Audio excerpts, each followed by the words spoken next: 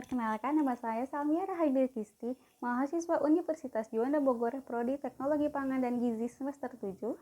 Di sini saya akan mempresentasikan esai saya yang berjudul Pemanfaatan limbah whey keju dalam pembuatan nata de cheese dengan menggunakan starter bakteri Acetobacter psillinum. Keberadaan berbagai metode pada pembuatan produk makanan menjadi objek kajian yang paling penting dalam aplikasi teknologi fermentasi dalam dunia pangan, yang menyangkut masalah mulai dari produksi makanan hingga peran mikroorganisme dalam pembuatan fermentasi tersebut sebagai komponen utama yang menjamin keberhasilan dalam melakukan fermentasi. Bahwa mikroorganisme merupakan makhluk yang paling kecil, terdiri dari sel tunggal yang disebut uniseluler maupun bersel banyak yang disebut multiseluler. Setiap sel memiliki kemampuan untuk mengalami pertumbuhan, memperbanyak diri, dan menghasilkan energi.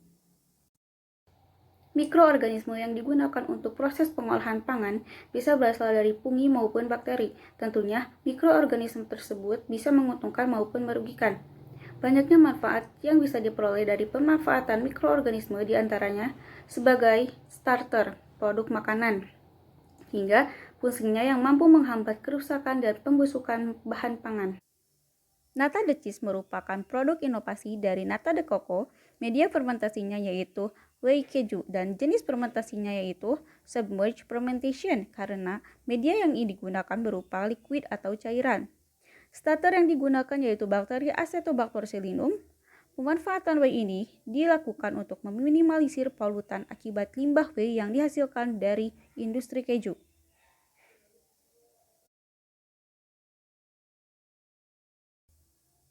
Metode untuk isolasi whey keju dapat dilakukan dengan menambahkan substrat tertentu agar mikroorganisme tumbuh dominan, dan atau ditambahkan inhibitor tertentu agar mikroorganisme yang tidak diharapkan terhambat pertumbuhannya.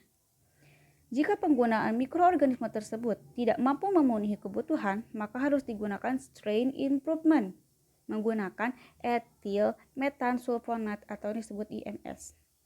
Merupakan salah satu upaya untuk meningkatkan produktivitas akhir dari nata tersebut.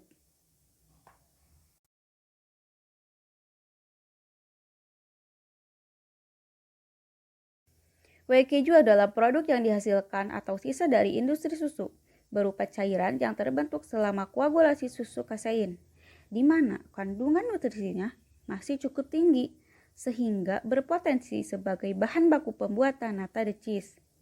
Sedangkan bakteri Acetobacter psillinum bersifat gram negatif, aerob dan berbentuk kokus, sehingga sangat cocok digunakan sebagai starter karena kemampuannya dalam membentuk nata cukup baik. Acetobacter psillinum dapat tumbuh dan berkembang pada pH optimal yaitu 4,3. Suhu ideal untuk pertumbuhan Acetobacter psillinum sekitar 28 hingga 31 derajat Celcius. Maka, penyimpanan yang baik untuk menghasilkan nata yang berkualitas dilakukan pada suhu ruang ataupun suhu kamar. Prinsipnya dari Acetobacter psillinum ini yaitu mensintesis sebagian gula menjadi selulosa dan sebagian lainnya diurai menjadi asam asetat yang akan menurunkan pH medium. Pada kenyataannya, waktu fermentasi akan berpengaruh pada kadar asam yang dihasilkan. Proses pembuatan nata pada umumnya sama saja, namun yang membedakannya adalah starter dan media yang digunakan. Pada pembuatan nata de cheese ini, sebelumnya whey tersebut dilakukan pencucian dan perebusan agar whey keju yang digunakan lebih bersih dan meminimalisir adanya kontaminasi. Setelah proses penyaringan tersebut dilakukan penambahan 50 gram gula, 6 gram amonium sulfat, dan 20% whey per whey Acetobacter psillinum untuk menghasilkan ketebalan nata yang optimal. Media nata ditambahkan starter dengan konsentrasi yang berbeda, yaitu 7%, 10%, dan 20% V per V. Hal tersebut tergantung pada kebutuhan yang akan kita gunakan. Untuk menghilangkan asam yang melekat pada potongan nata tersebut, direndam selama 2 hari dengan persyaratan air diganti setiap 6 jam sekali. Perbedaan konsentrasi pada nata tersebut tentunya dapat meningkatkan kadar gula dan kadar etanol yang berbeda. yang dihasilkan dari proses fermentasi tersebut. Karena selama waktu fermentasi, mikroba kontak lebih lama dengan substrat dan akan mengubah konsentrasi glukosa sebagai substrat menjadi etanol.